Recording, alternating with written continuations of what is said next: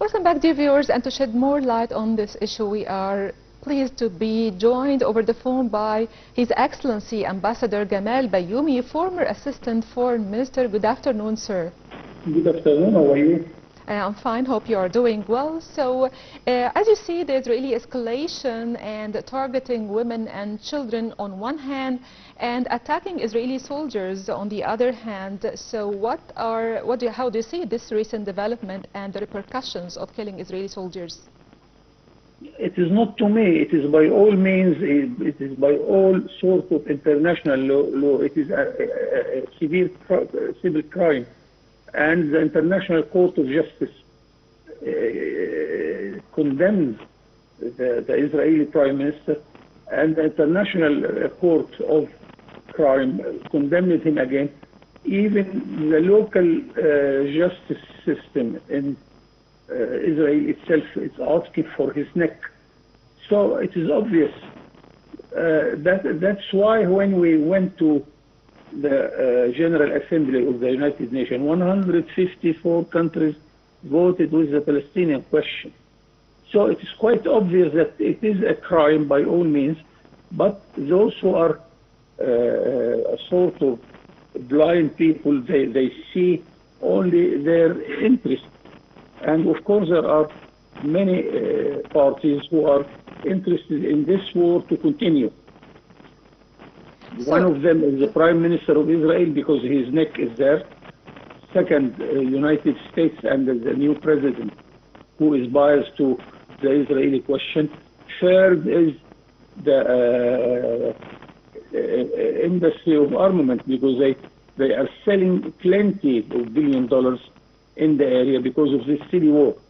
So I am always optimistic. I hope this will take an end in some time to come, but I am not that optimistic in the short run. So the Israeli military announced that it's short of nearly 10,000 soldiers, and saying it needed thousands more troops to press its offensive on Gaza. What is the reaction of the Israeli inside, the parties and the Israeli public? We have a problem when we talk about the public opinion in Israel. There isn't a public opinion the way you are thinking or the way I think normally. Because as once Shimon Peres explained to us, there are 72 nationalities. They are coming from 72 countries. They are not one united people. And they talk 40 languages, except if they use the Hebrew. So the public opinion is highly divided. That's why since the establishment of Israel in the 40s, no one party win the elections. So since 1948, you see only a sort of coalition between different parties. And now we are not lucky at all, because we have a coalition of very rightist parties. And this is one problem. The most important problem that they are a sort of ignorant people. They do not know what is the international law. They do not know what is the war law, which is international law. And that's why they are practicing in some way we cannot understand. But they do not understand either, but this is their way of practicing war, illegal war, against civilians, against children and women, against men who are not fighting at all. This is the way we have to deal with.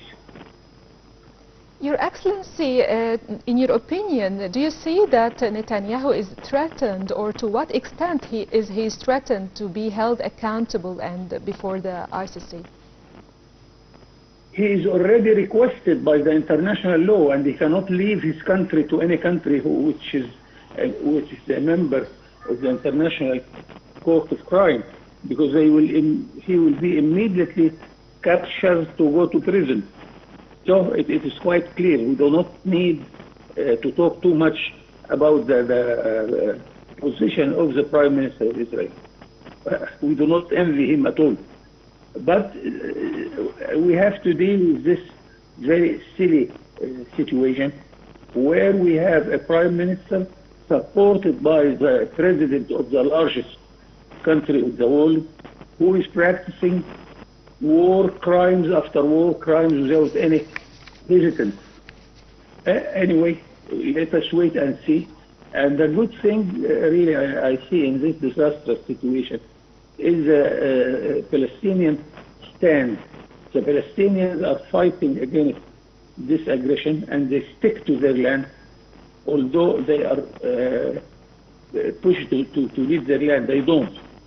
On the contrary, we have seen in the last year 500,000 Israelis left the country because they discovered that their original country is much better, that Israel is not the land of paradise. So Israel, in a way or another, the number of the population is diminishing, while the Palestinians are still increasing. What future for a country like that?